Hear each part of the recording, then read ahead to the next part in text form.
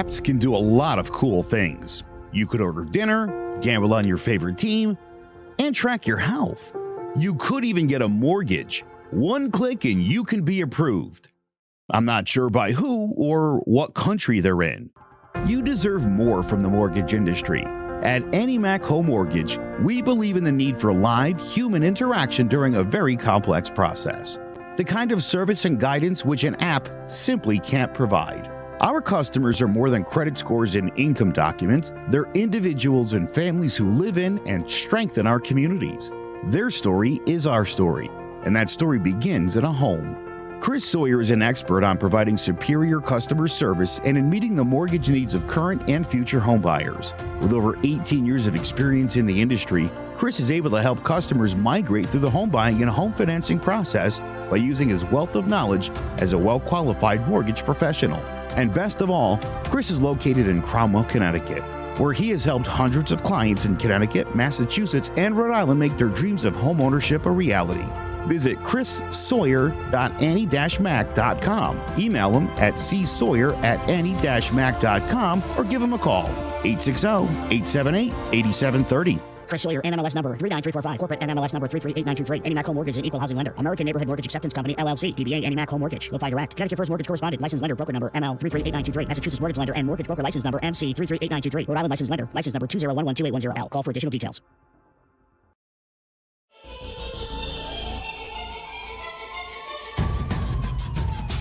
Throwing jabs, always full send. Here we go again. Jared, Joe, and Jay's Clover Crest, top three corner man, punching in with a puncher's chance. We find a way to win. The main event, locked it in every Saturday at 10. The overhand is out of hand when it comes to fisticuffs.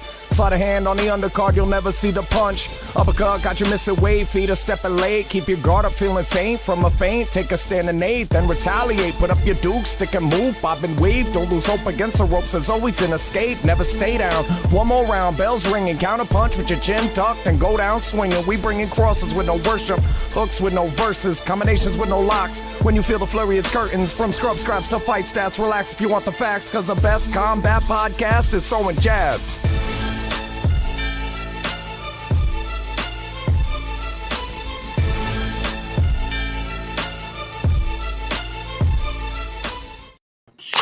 Hello, ladies and gentlemen. Welcome to Throwing Jabs Combat Sports Podcast. I'm Big J, joined by Joe Guire and Jared Jones.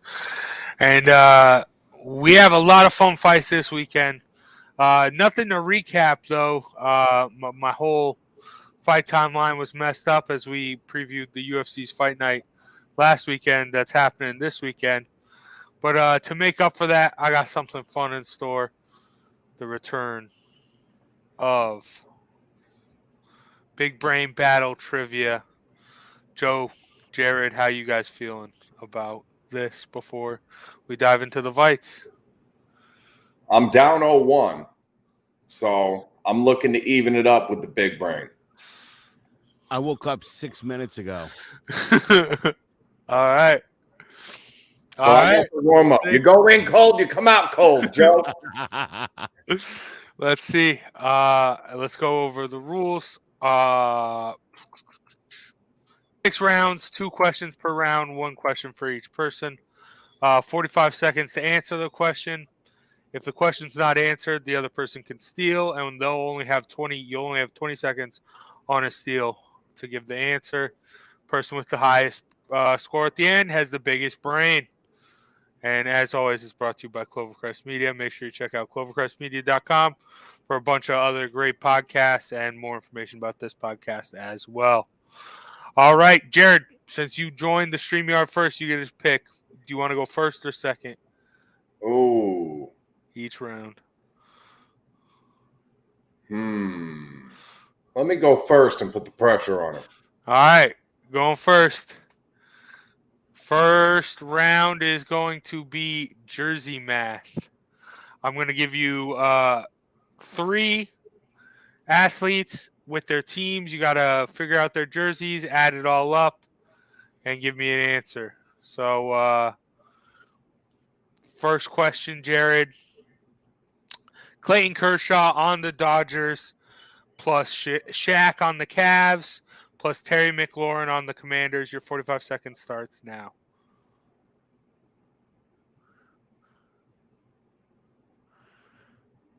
No idea what Kershaw wears.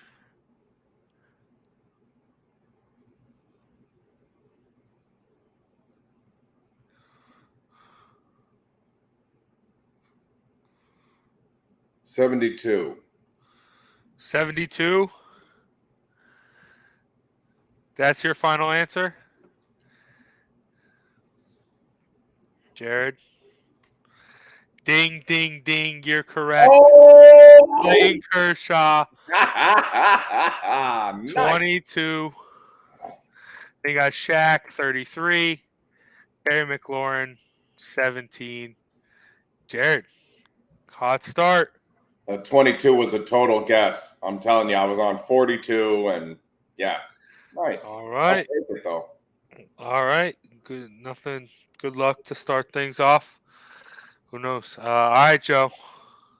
Similar question to you. 45 seconds starts after I read the question. Mike Trout on the Angels, Shaq on the Celtics, and DK Metcalf on the Seahawks.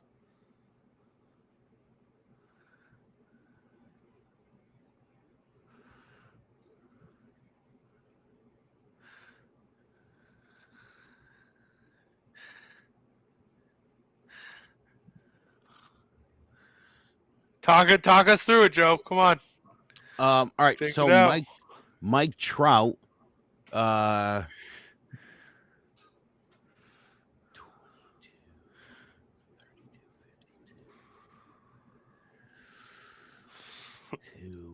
and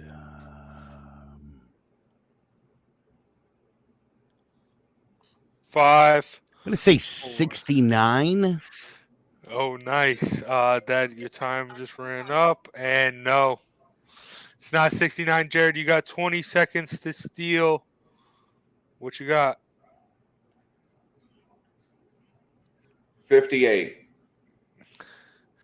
That is incorrect as well. Mike Trout, 27. 27. Shaq, 36. And DK Metcalf, 14. All right. Jared, 1-0 heading into round 2. Got to be feeling good. Yes, sir. Yeah. But, okay. Round 2 is the season, NFL season. Don't worry, we are going to get to fight stuff. I know this is fight podcast.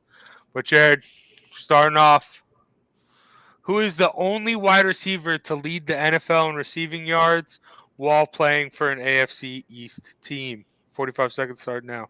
That's this year? What? All time. Only one person from an NFC East team has led the NFL in receiving. At the end of the year.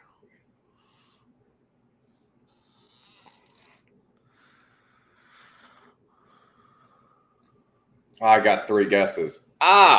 Randy Moss. Is that your final answer? Yeah. That is incorrect, Joe. 20 seconds on the steal. Ooh. I'm gonna say Wes Welker. That's your Marvin final answer? Harrison. No. No, that's not That the is NFC. That's not NFC East. You guys, you went too far back. Diggs. Stephon Stephon Diggs. Diggs in 2020. Went too far back. It's crazy to think with all the wide receivers. Like If you'd said Randy this Moss. year, who led for momentarily this year, I had Stephon Diggs, and then I'm like, wait a minute, is it 2 years ago, Stephon Diggs? I went too far back. Yep. All right, Joe. Can you even it up? Who was the last tight end to lead the NFL in receiving touchdowns? Who was the last tight end to lead the NFL for a full season? Yeah. In receiving yards. Yeah. To finish the season, leading the NFL in receiving touchdowns, not yards. Oh, and receiving touchdowns.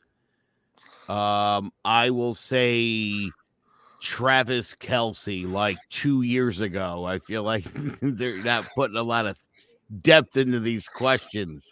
Travis Kelce? Yeah. Okay, that is incorrect, Jared. 20 seconds on the steal. Gronk? Gronk, that's your final answer? Yeah. Close. He was 2 years prior to Jimmy Graham in 2013. Okay. All right. 1-1. Or no, 1-0. Joe, you got to pull back here. Then now we're getting a little crazy here. Round 3 is going to be animals. Not just sports knowledge, test some of that common knowledge as well. All right, Jared. This arboreal herbivorous marsupial is native to Australia and known for having a diet consisting of mainly eucalyptus leaves. 45 seconds on the clock now. Koala? Final answer? Yeah. Boom. 2-0. Hey. Well done. Nice. Joe, did you know that one? Yes. You Yes. did? Okay. Is this a joke? This feels like this is starting to feel like a setup. Yeah. not, All right. dude. All right. A All koala right, bear. Joe. All right, buddy. This bear is native to China and is a folivore whose diet consists of 99% of bamboo branches and leaves. Panda bear. Final answer. Throw them up there. Bam. There you I go. love animals. I'm an animals guy. Nice. Right. Using animals to finally get on the board. You wouldn't be surprised. Not a lot of people know that.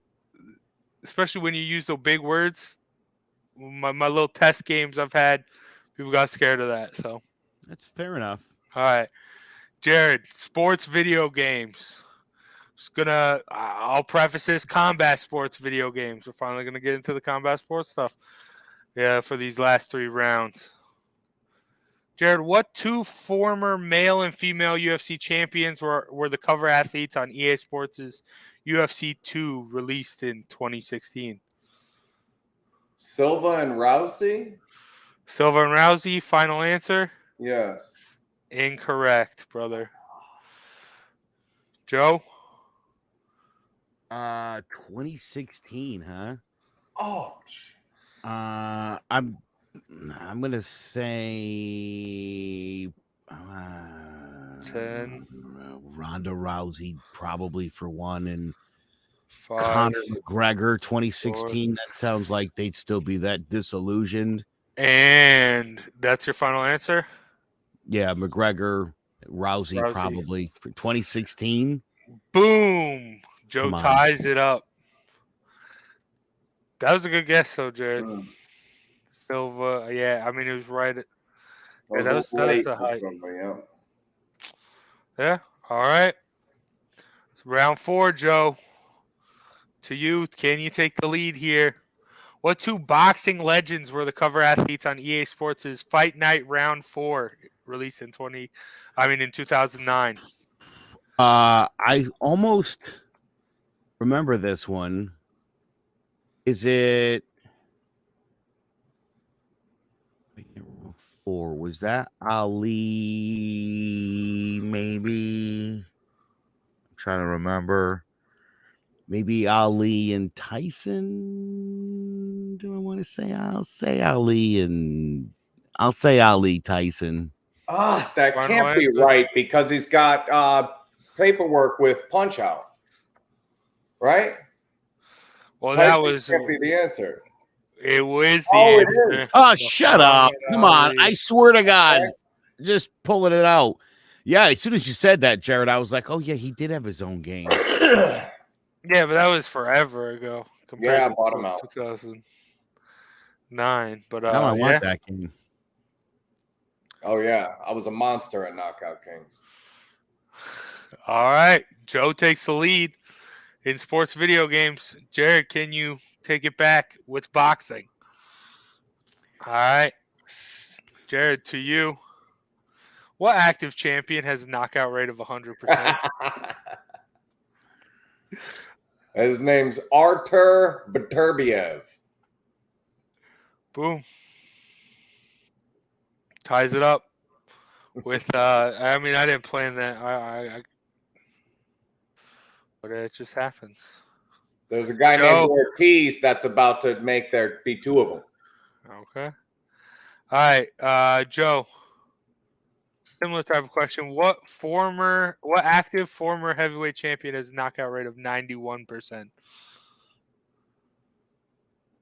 I'm going to go with Deontay Wilder. Final answer? Yes.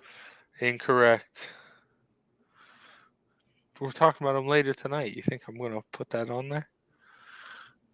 I thought that the other boxing question would be as obvious as the first one, but far be it for me.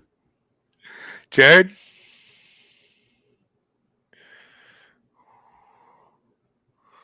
Got 10 seconds. Active. Oh, 5, 4, 3. Ortiz? Time up. Nope. It is. See, Wilder has 98. It was just Stavern, right? He didn't, and then Tyson Fury. But Anthony Joshua, 91%. All right, tied up. Going into the that'll be a piece of trivial information that no one that watches today's show is gonna even remember or care about tomorrow. Yeah, I mean you're not wrong, but yeah. Yeah, nobody cares about Anthony Joshua. No one does, except the Brits, but not even. They got Fury now. Yeah. All right, round 6, UFC. Tied up. I do have a tiebreaker. We might have to use that, but let's see. Jared, UFC question to you. Who has the most knockouts in the UFC among former champions? This is not active, just what former champion has the most knockouts in the UFC?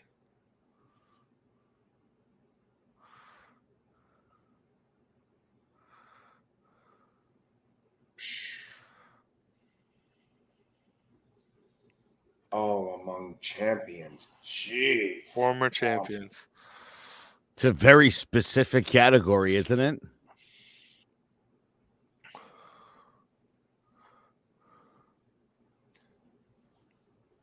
Chuck Liddell. Chuck Liddell. Final answer? Incorrect. Joe to take the lead. Is it Vitor Belfort? Vitor Belfort. Is that your final answer? Yeah. Incorrect. Jared, you got it there at the end. Silva, man. Anderson Silva. Half credit for Silva and Diggs, right? Half point for each of them. Anderson Silva with 11. Yeah. All right. Joe, for the win. Who has the most submissions in the UFC among former heavyweight champions? Former heavyweight champion with the most submissions in the UFC.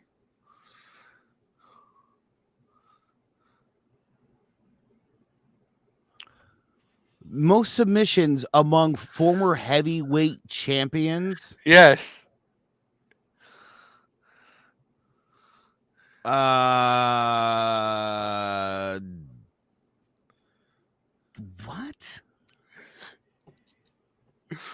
What former heavyweight champion has the most UFC submissions? Most submissions inside the UFC. You got 10 seconds.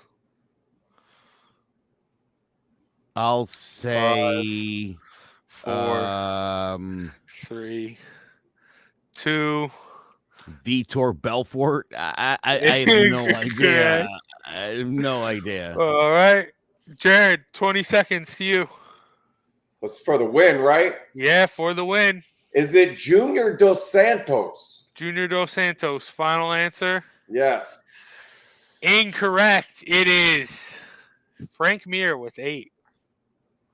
All right, so we're going to the tiebreaker. Don't know if I really thought this through. What I'm going to need you guys to do is go into private chat here in StreamYard. You're going to type out your answer there. Don't hit send. And then when I tell you guys, both you guys are going to hit send at the same time. Whoever's closer wins the round. Yeah, I'll explain it. I'm gonna give you a question. Gonna give me a number. Whoever's closer to the number has the bigger brain. But all right, tiebreaker. And you're gonna put it in the private chat. Hit send, and yeah, we'll at the same time. Don't hit send till I tell you. But all right, Frankie Edgar holds the UFC record for the longest time in the octagon. How much time has Edgar spent in the octagon in seconds? How much time in seconds? Whoever's closer to the answer, yeah, that's your. So just type it out and don't hit send in the. It's like Price is Right.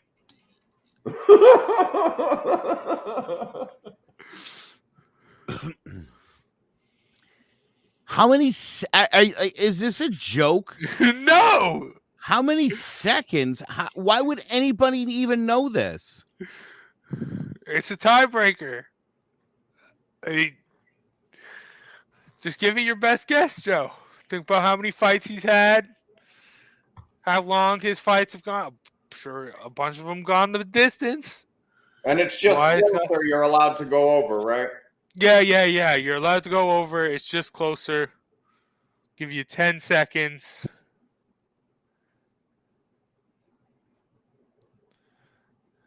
5, 4, 3, 2, 1. Make sure it's all typed out. And then in 3, 2, 1, hit send. All right. Joe's guess was 4:55. So what would that be? That'd be like okay. And Jared, 11,512. We are going to need a rubber match because Jared takes the win. 28,508 seconds in the octagon for one Frankie Edgar. And a lot of seconds. It's crazy to think about, yeah. But yeah. All right, 1-1, Joe. Feel good about that. That was a good one. That was a good round. That felt. Thank God for the animal questions. Yeah, this black and white horse-like animal that runs in the desert and eats grass is a what? Zebra. Joe, long-necked African. Yeah, a zebra. Come on, buddy. Thank you for keeping those simple. How many seconds has Frankie Edgar been thinking about getting knocked out by Sanhagen in that flying knee? Round it off to the nearest second.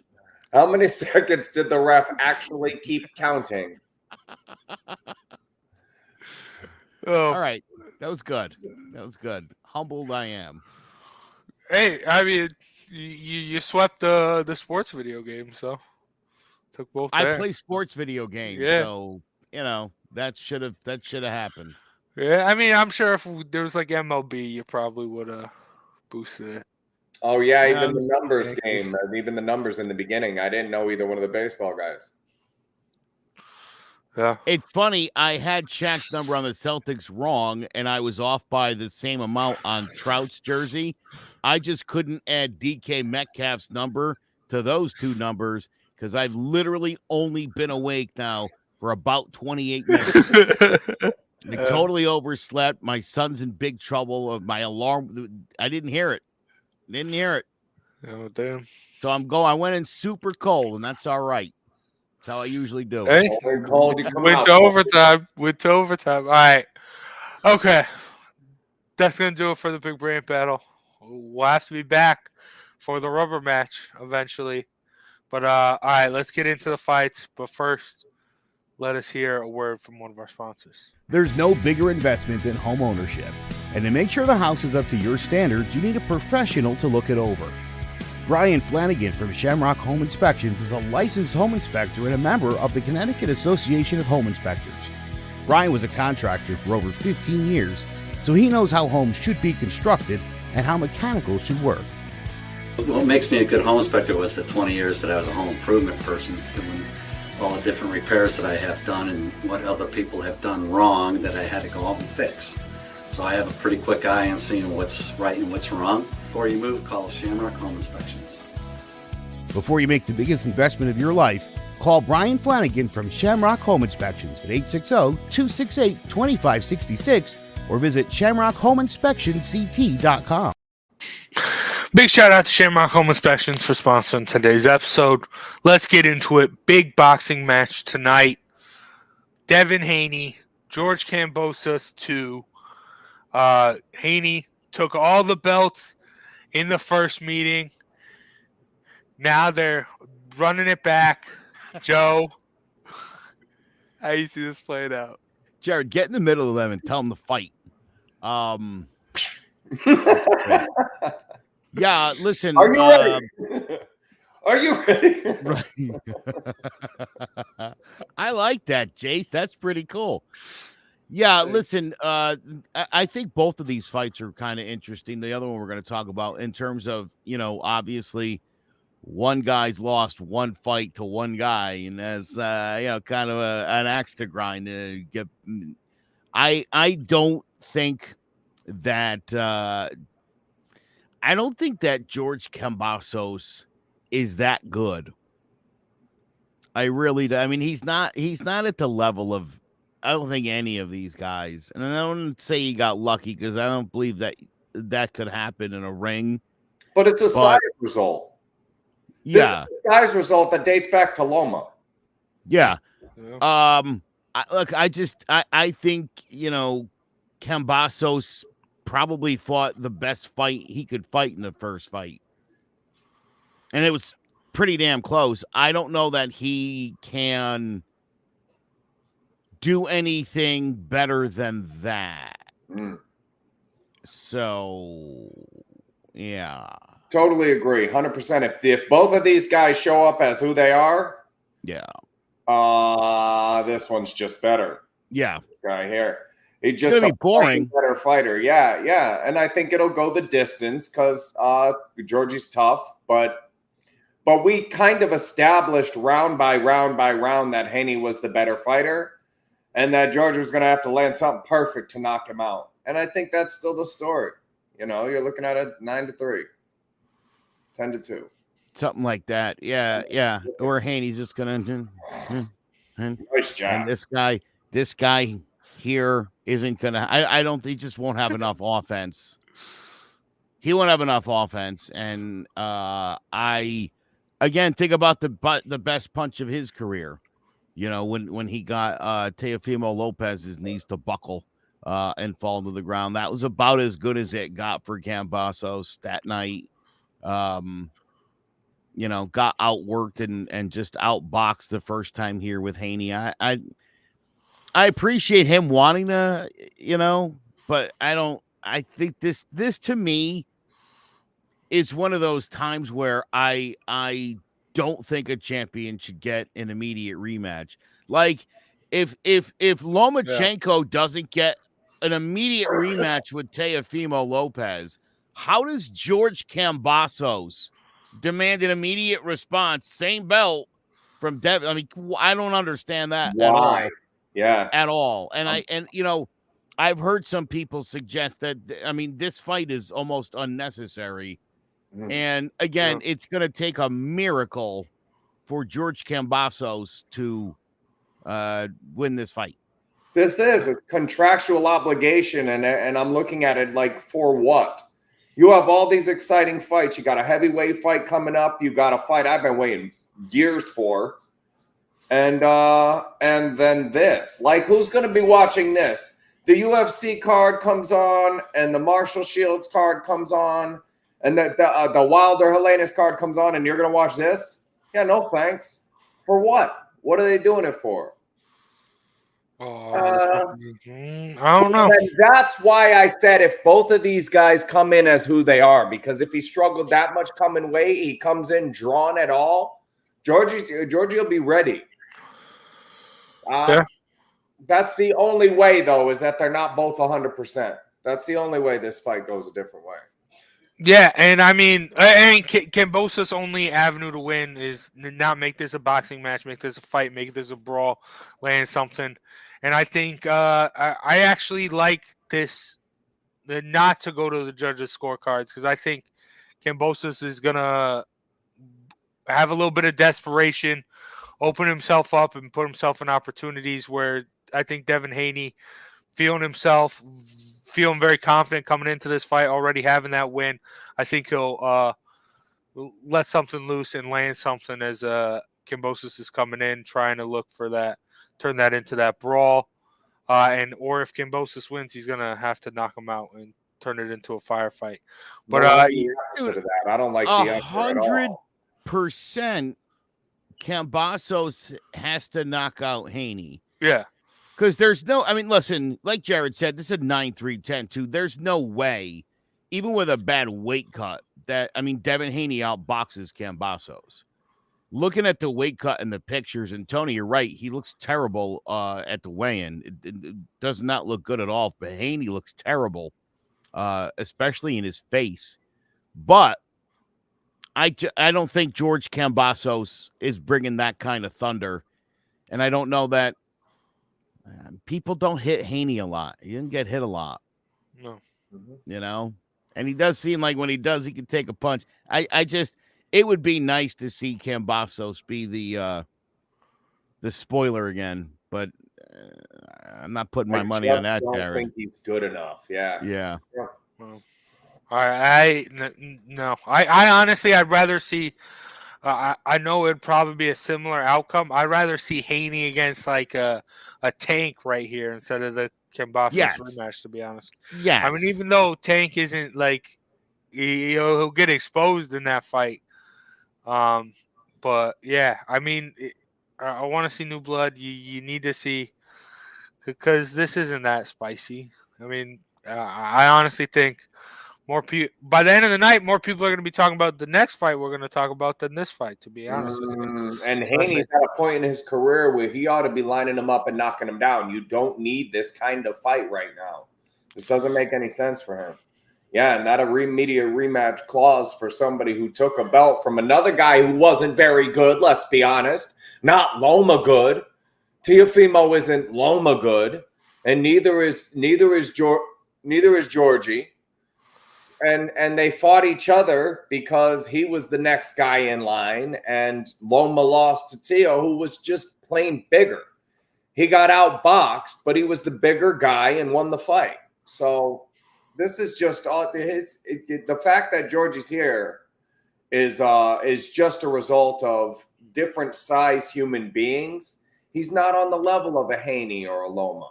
He's not. He's more on the level of a Teofimo Lopez.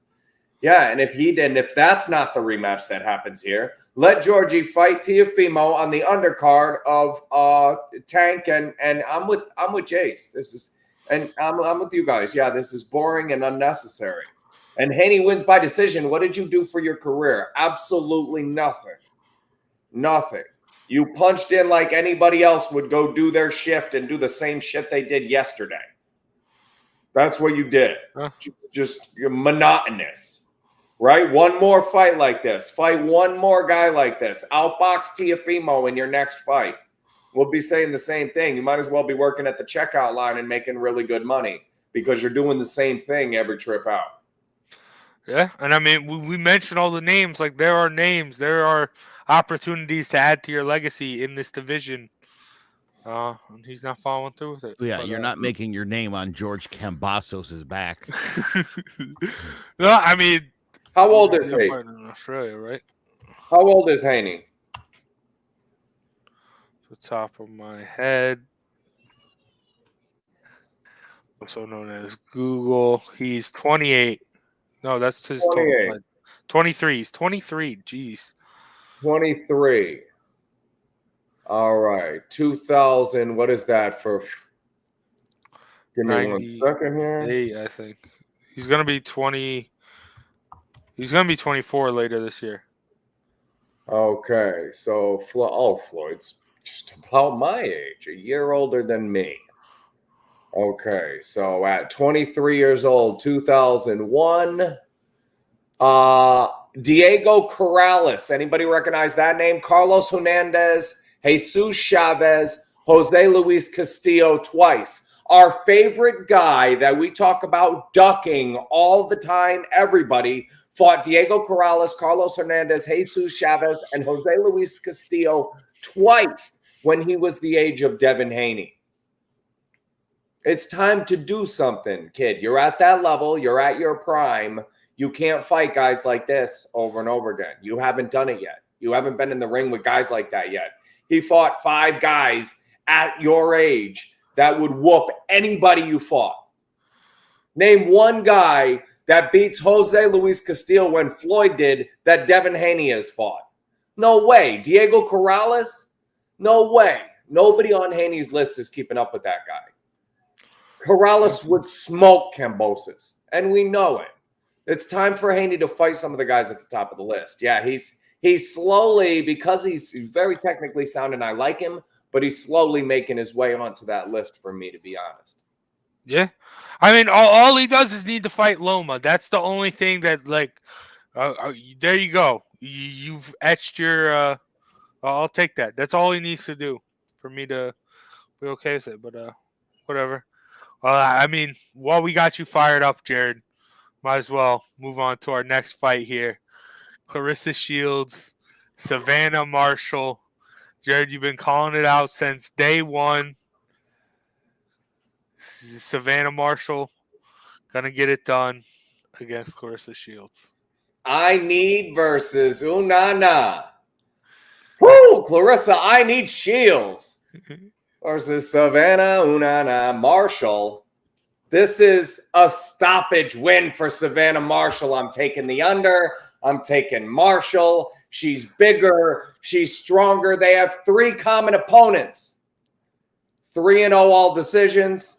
3-0 with 2 knockouts.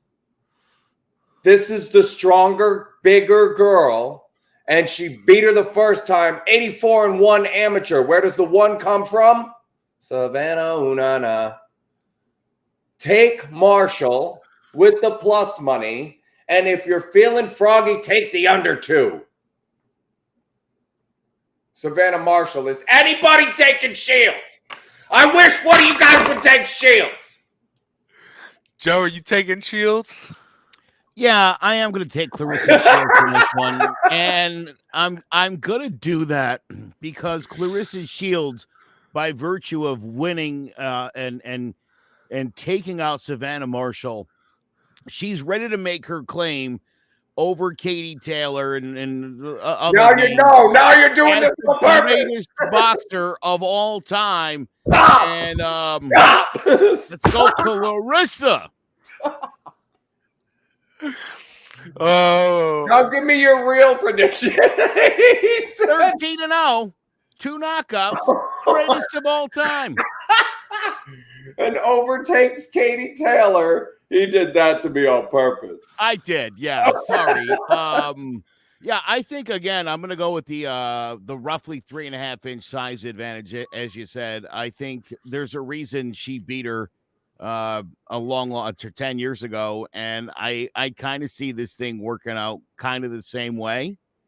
And Savannah Marshall puts people away, and I like that because to me that's a little bit a little extra in the toolbox. You know what I mean? The ability to take people out. I like Devin Haney, but you know, Tony said in the comments, what happens when Haney moves up without having that power? And I think that is going to become problematic. And when you're that dominant, you got to get stoppages. You have to find a way to stop people when you're that dominant. You see, Shields seems content to outbox and win fights. When the other person, and I've seen it before, it's like they never earn your respect. They never do anything to earn your respect. They never hit you hard enough to, whoa, I'm in a fight. And still you don't go after the stoppage. This is going to be a banger. Somebody's got to move backwards. Yeah. Marshall, and she may get the stoppage. This is great for women's boxing, though. I will say that this is the kind of fight you want to see. And I think it is going to be a really good fight. But yeah, to me, the knowing that Savannah Marshall can fight, and knowing Clarissa Shields, again, kind of not in any rush to try to do too much damage. I do think, again, that just plays really the idea that one punch might do it. I definitely don't feel like Clarissa Shields has that, just like Devin Haney doesn't have that. Let me give you an example here. I feel like Usyk versus Joshua is a really good example, because to make that a winnable fight for Joshua, he has to become something he's not. He has to move forward and maul and pressure and pound, and that's who Clarissa Shields would have to somehow magically turn into to have any chance at winning this fight. I don't think she can outbox this girl, and I think she's going to try, and I think she's going to Anthony Joshua at the end of the day. Yeah. Okay. Let's go. For the record, I'm going to go with Shields. I'm going to go for the business. Clarissa Shields does have a little bit of that star power. Business to boxing, I think boxing would be better, and women's boxing would be better if Clarissa Shields wins, just because she does have that it factor. She does have something that people talk about, and she has had that. Yeah, for a while it's now. Called delusion. Hey, no, she does. She, she has that star power that not a lot of women have in boxing right now.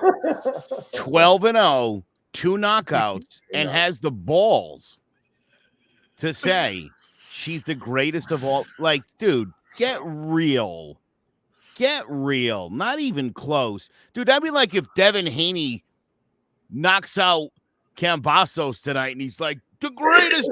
No, you're not. There is nothing.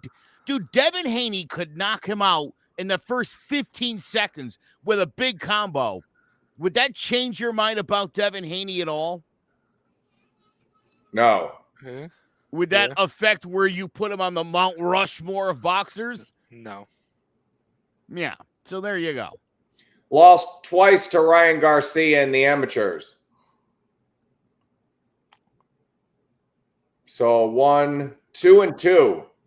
Devin Haney 2-2 against Ryan Garcia in the amateurs. Hello. Another Before fight. You're gonna claim you're the great champion. Beat the person who beat you. I love that. Yeah, you're the greatest every week of all time with a loss, and you never avenged that loss. We said that about Loma. Now, Loma had 400 amateur fights and a loss, right? But he beat that guy like 5 times. So we forgive the loss. Clarissa, you want to be the greatest? We have to forgive the loss. You have to win this fight. You're not going to. You were never a part of that conversation.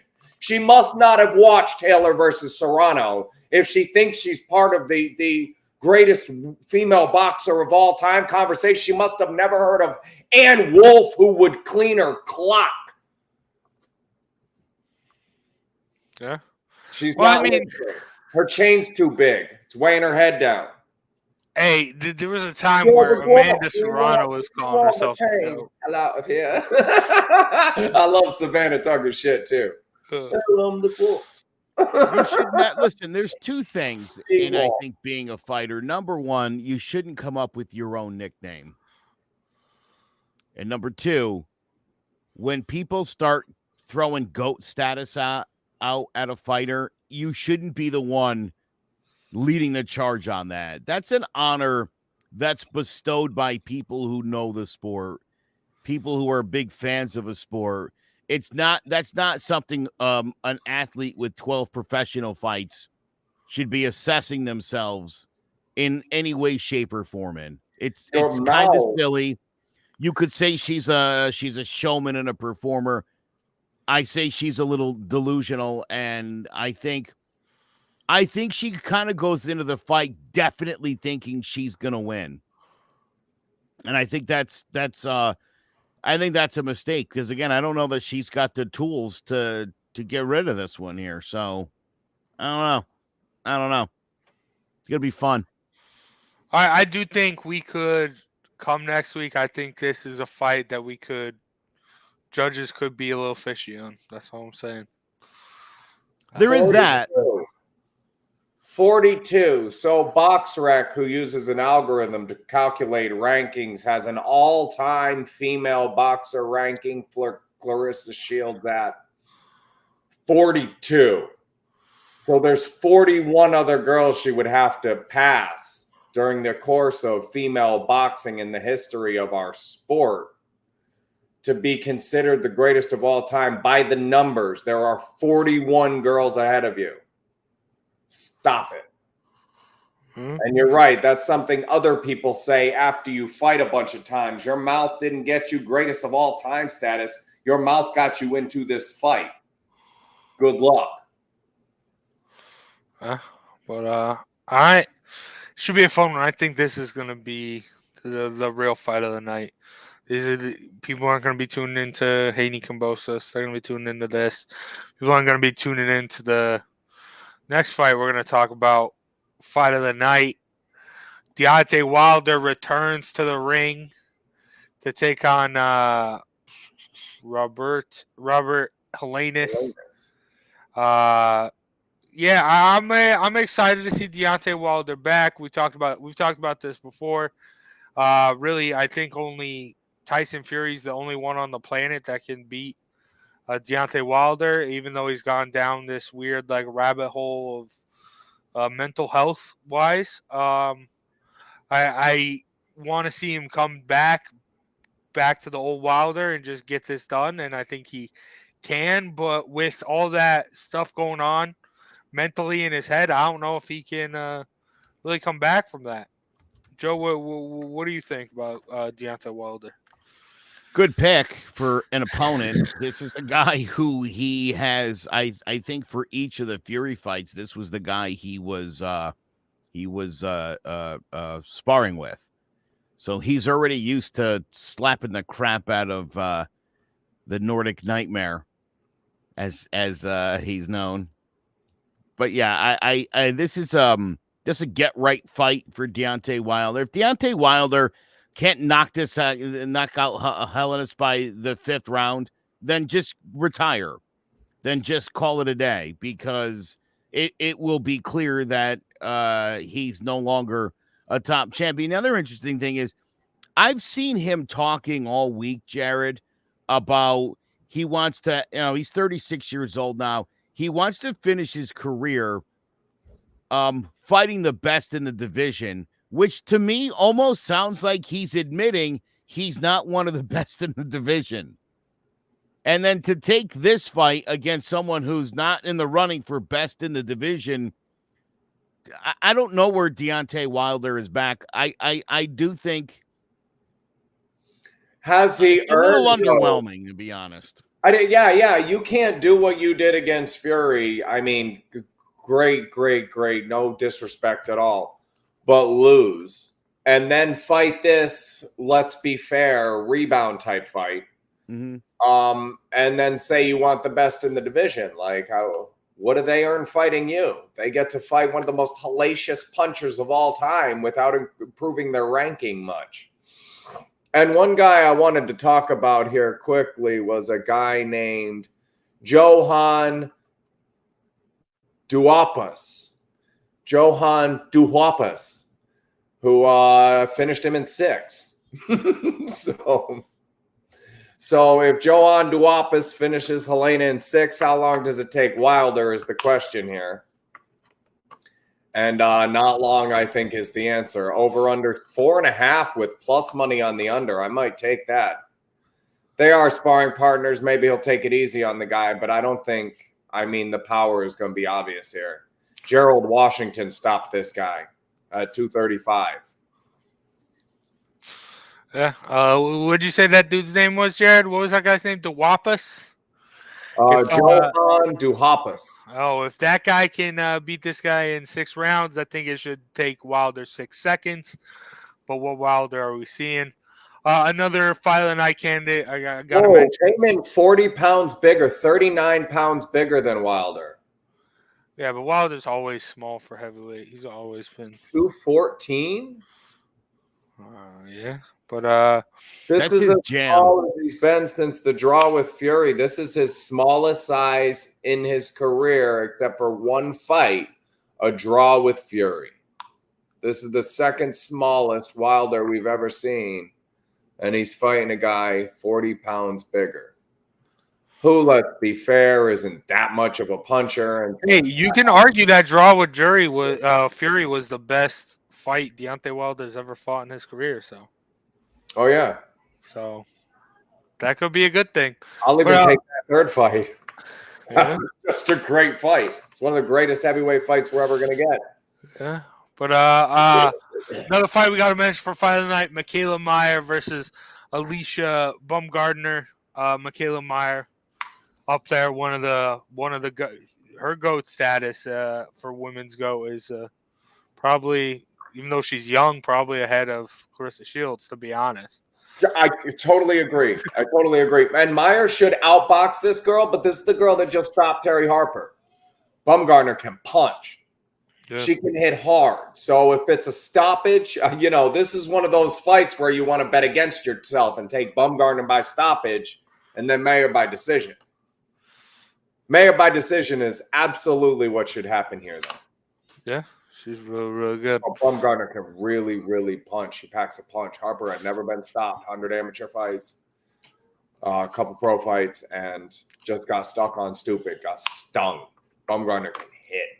Don't be shocked if Meyer gets wobbled in that fight for the first time in his career. Yeah. And we also have the Grasso versus Araujo fight. Make sure you go tune in to last week's episode to see our breakdown of that. But that is gonna do it as far as the fights go. And big shout out to Chris Sawyer and Annie Mac Home Mortgage for sponsoring today's episode, and Shamrock Home Inspection. And as always, ClovercrestMedia.com. Make sure you go to check that out. More information about this podcast and more other great podcasts as well. I'm Jace. This is Joe Guire, Jared Jones. We're going to end the show like we always do. Jared, brother, hit us with that flurry.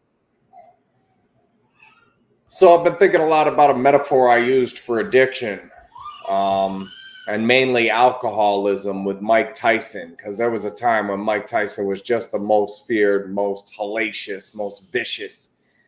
His style was impeccable. His defense was impervious. You remember. He was something else. And that's kind of what I look at, like, for addiction. You picture, how fun that would be to get in a ring with Tyson, with the lights and the cheers, and there's, cheers. That was not an intended pun. So you think about the excitement of getting in there and doing something like that, but then you get knocked out and you regain your consciousness, and it's something you realize was a bad idea, and you're walking away from the ring and you look over your shoulder and there's Mike in the ring with his bottle. You ever come back in here? I'm going to knock your ass out again. And you wander away from the ring, but as you're looking over your shoulder, you get to almost out of the stadium and peek back, and you see this little itty bitty man inside the ring. And you're like, you know what? Here I am 10 years sober, peeking over my shoulder going, I bet I could take that guy. And then you wander back into the ring and the lights start going and the people start cheering and he's coming back, and then you get knocked out again. Then you wander over there, and as many times as you peek over your shoulder and think that's something you can handle, you only get knocked out a certain amount of times before you get brain damage. Thanks, guys.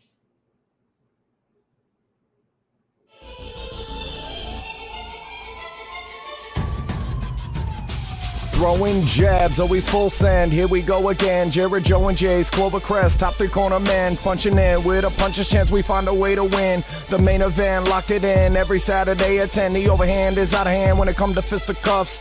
Slide a hand on the undercard, you'll never see the punch. Uppercut, got you missing weight, feet are stepping late. Keep your guard up, feeling faint from a feint. Take a stand and eight, then retaliate. Put up your duke, stick and move, bob and weave. Don't lose hope against the ropes, there's always an escape. Never stay down. One more round, bells ringing, counter punch with your chin tucked and go down swinging. We bringing crosses with no worship, hooks with no verses, combinations with no locks. When you feel the flurry, it's curtains. From scrub scraps to fight stats, relax if you want the facts, cause the best combat podcast is Throwing Jabs.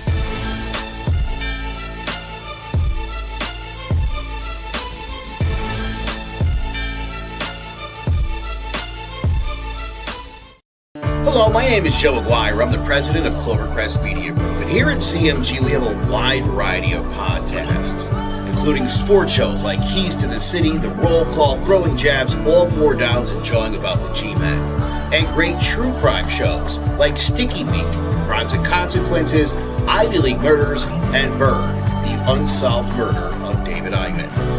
You can find all these podcasts and so much more by visiting clovercrestmedia.com.